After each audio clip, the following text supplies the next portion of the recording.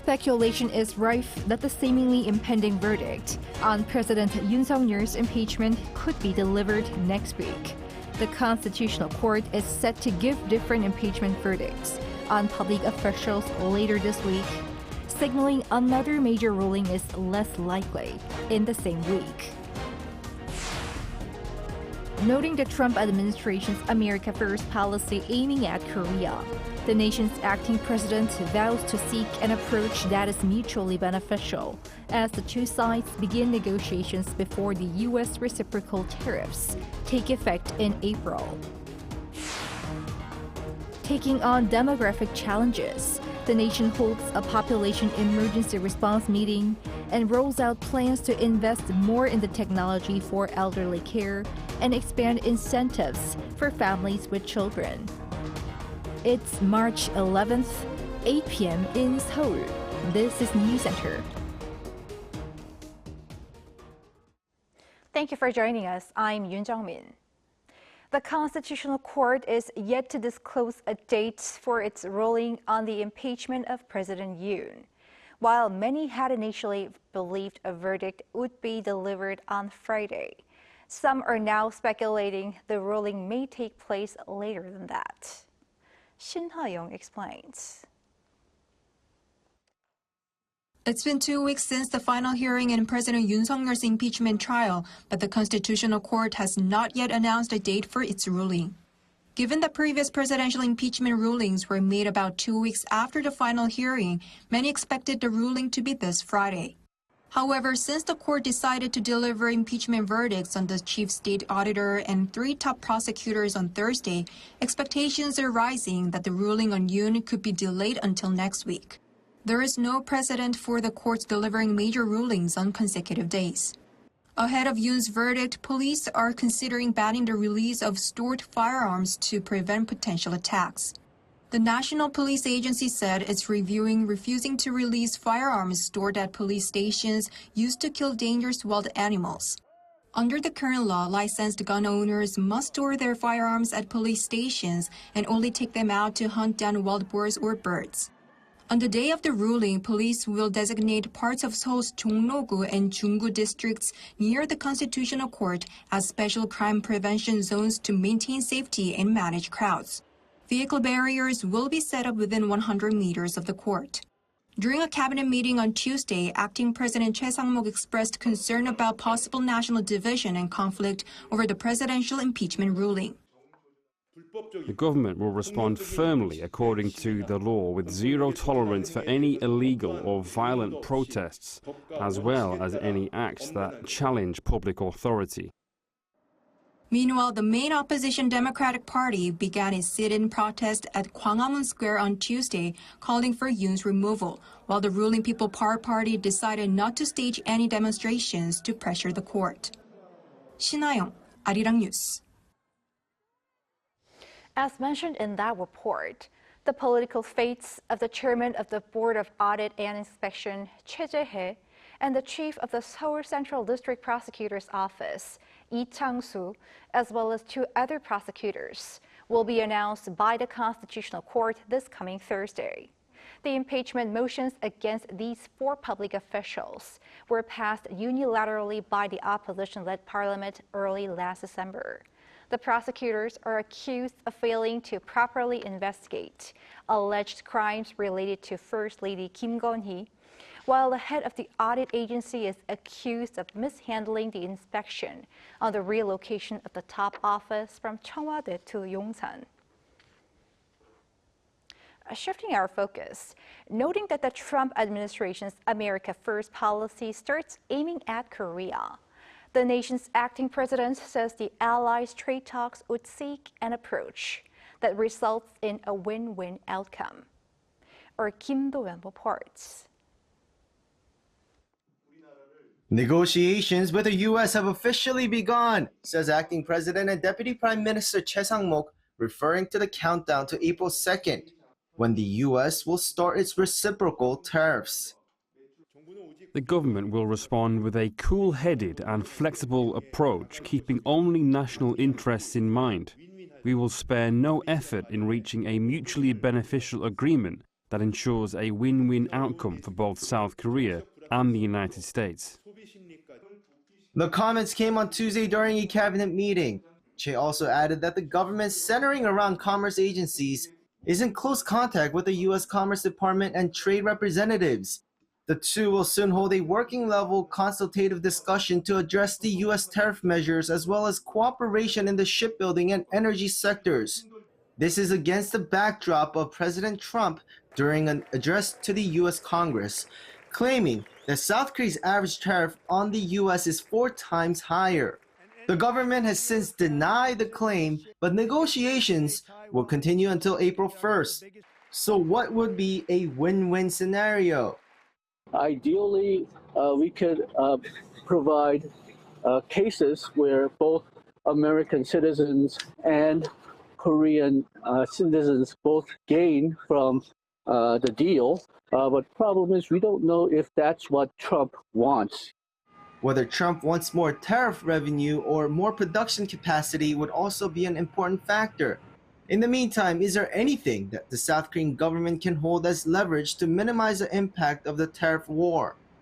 There is something that the Korean government can do to negotiate a future tariff attack from the United States via, the government has the influence foreign investment of the Bank of Korea Reserve or the Korean Investment Corporation's foreign investment.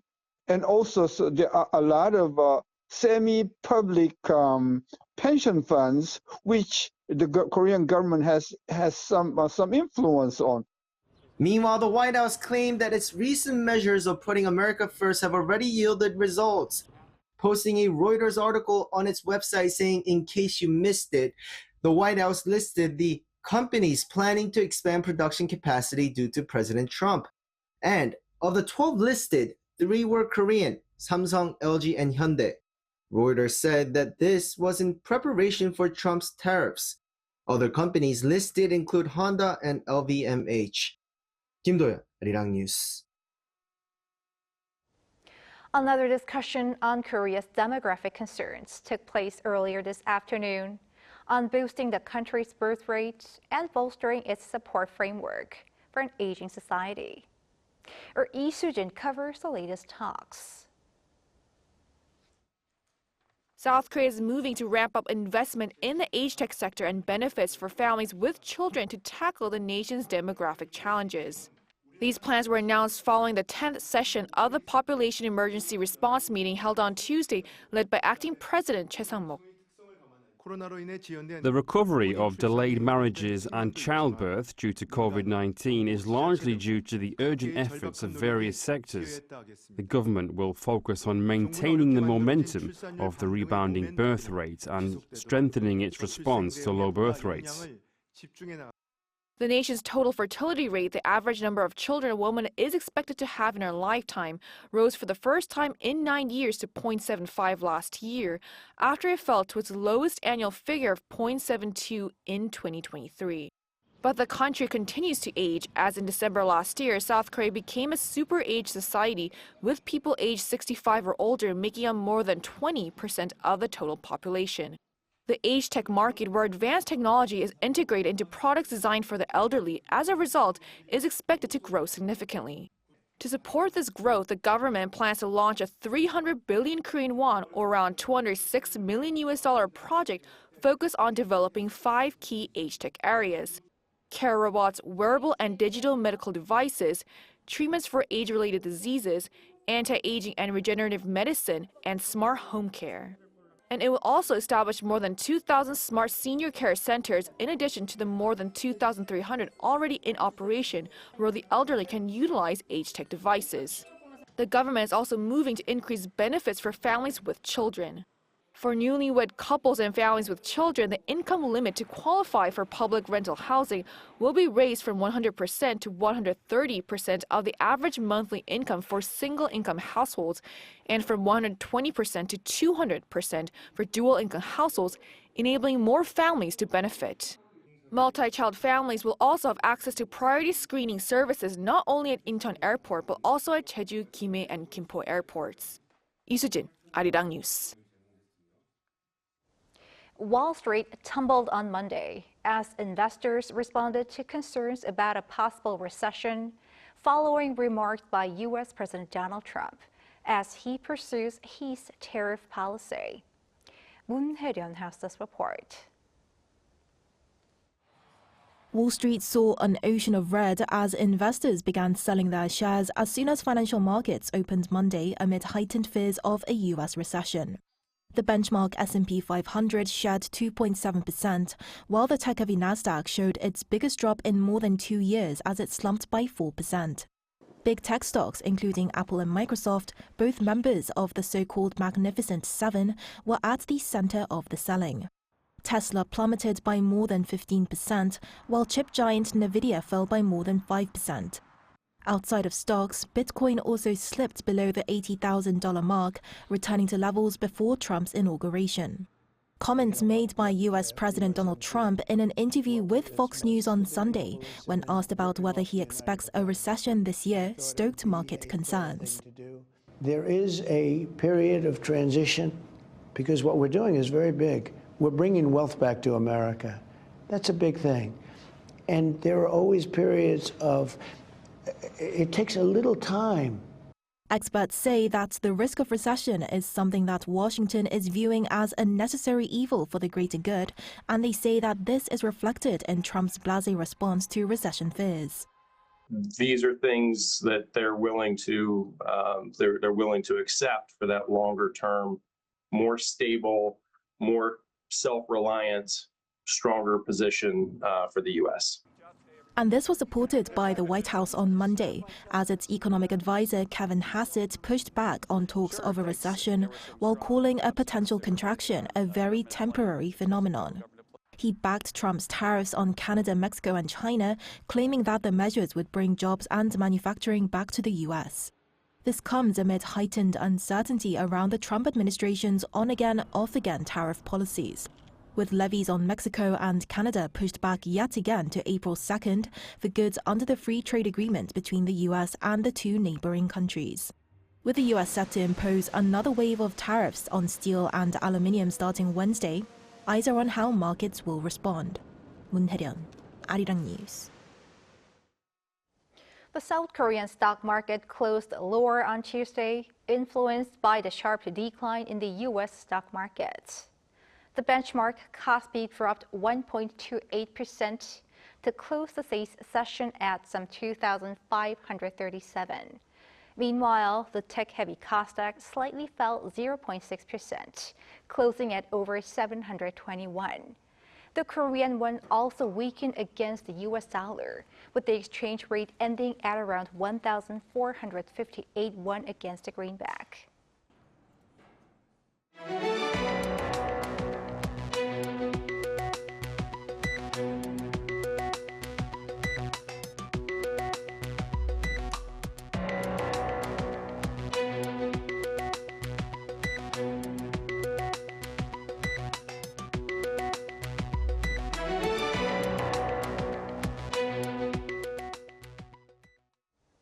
Ukraine says North Korean soldiers have been actively engaged in counteroffensive operations alongside their Russian counterparts in the Kursk region.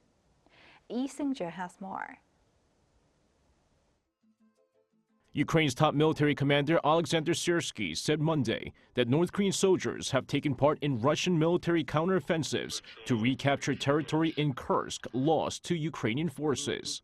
According to Reuters and AFP, General Syrsky said on social media that a significant number of Russian troops, supported by North Korean soldiers, went on the offensive, but suffered significant losses in troops and equipment.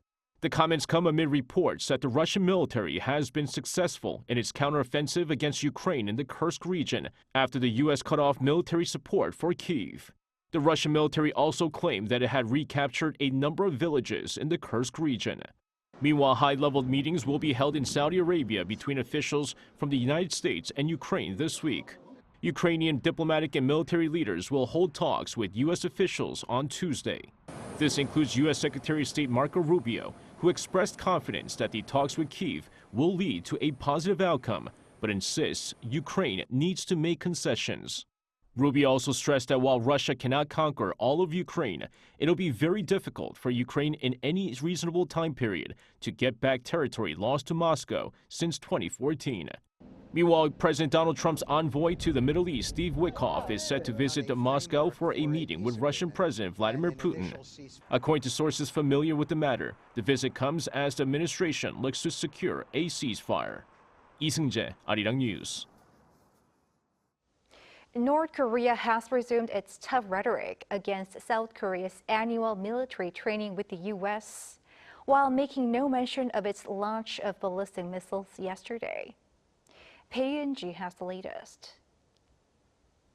North Korea on Monday fired what are presumed to have been multiple close-range ballistic missiles from an inland area called Hwangju County toward waters off its west coast. But the regime's state media has remained silent about the launch, even the day after.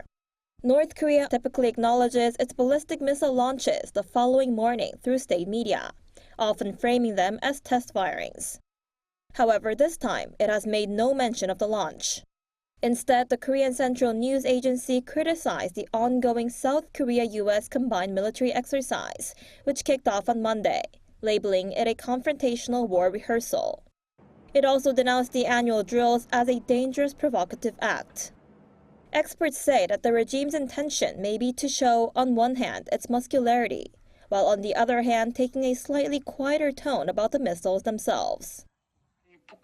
The fact that North Korea launched ballistic missiles in line with the start of South Korea and the United States military exercise shows that the regime was not lying when it previously warned it would retaliate against these drills.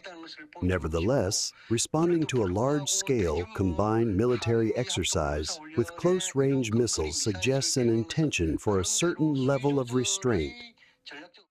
Because the North's latest launch was the first of its kind since the start of Trump's second presidency, pundits also believe this may suggest that the regime is open to talks with the United States. By going ahead and launching, they show strength from their perspective.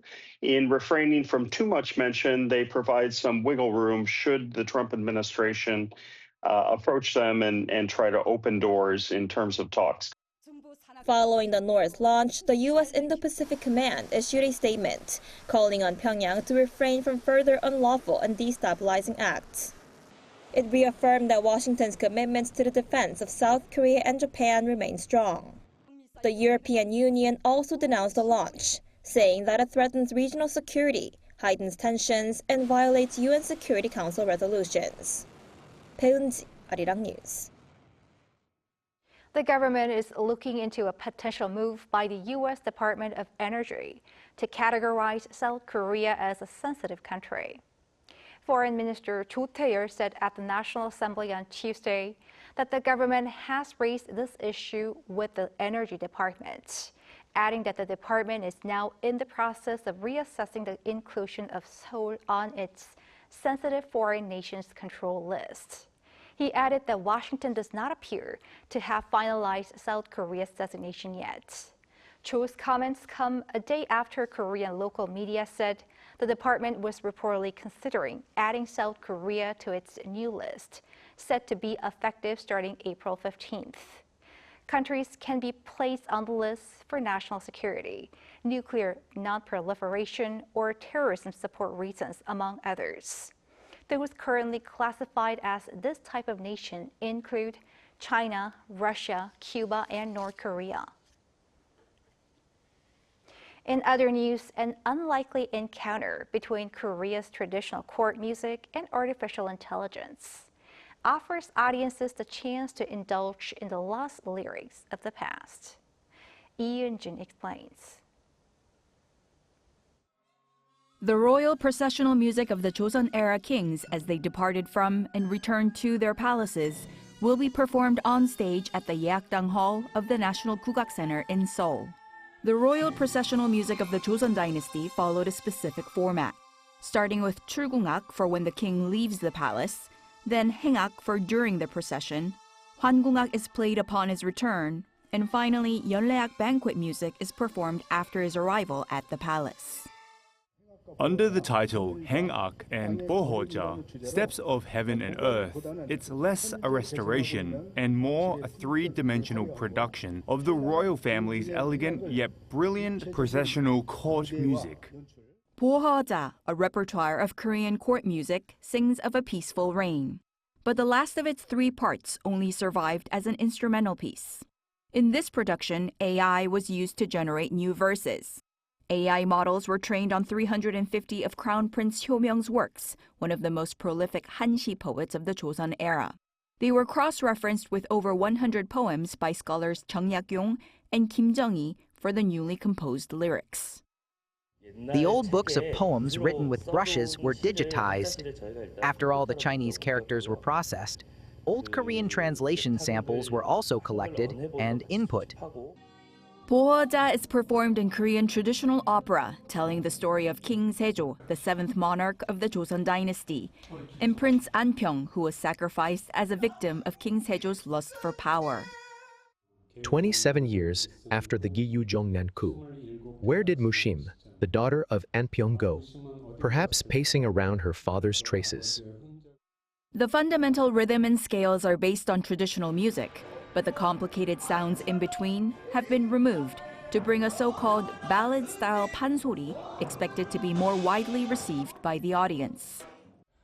We follow the more simple flow of the traditional sounds, but the complicated sounds in between, that even I can't relate to, have been taken out. Led by young director Kim Jung, who has been garnering attention in the theater industry, experienced singers will be staging The Life of Remorse at the National Kugak Center in Seoul on March 13th and 14th. 이은진, Arirang News.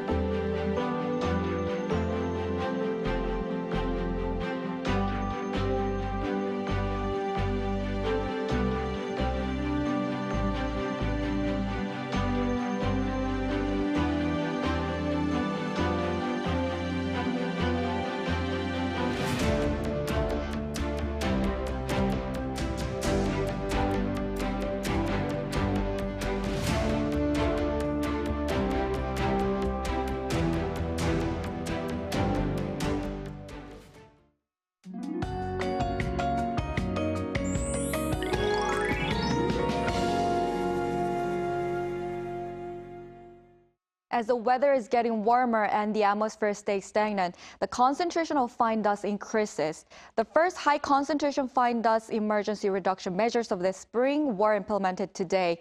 In addition, ultrafine dust warnings have also been issued in some areas. High concentrations of fine dust will continue tomorrow. There will be additional smoke from overseas tomorrow night.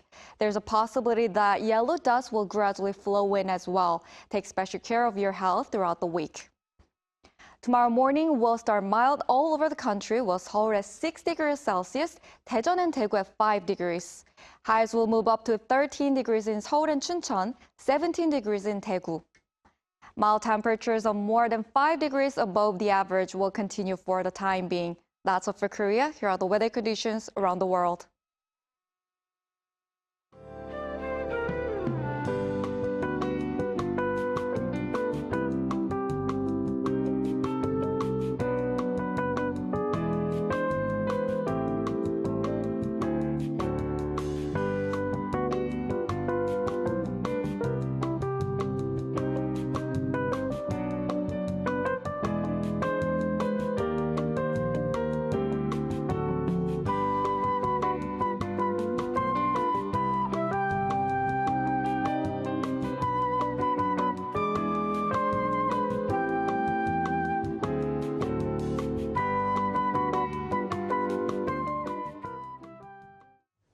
That's Newscenter for tonight. Thank you for watching.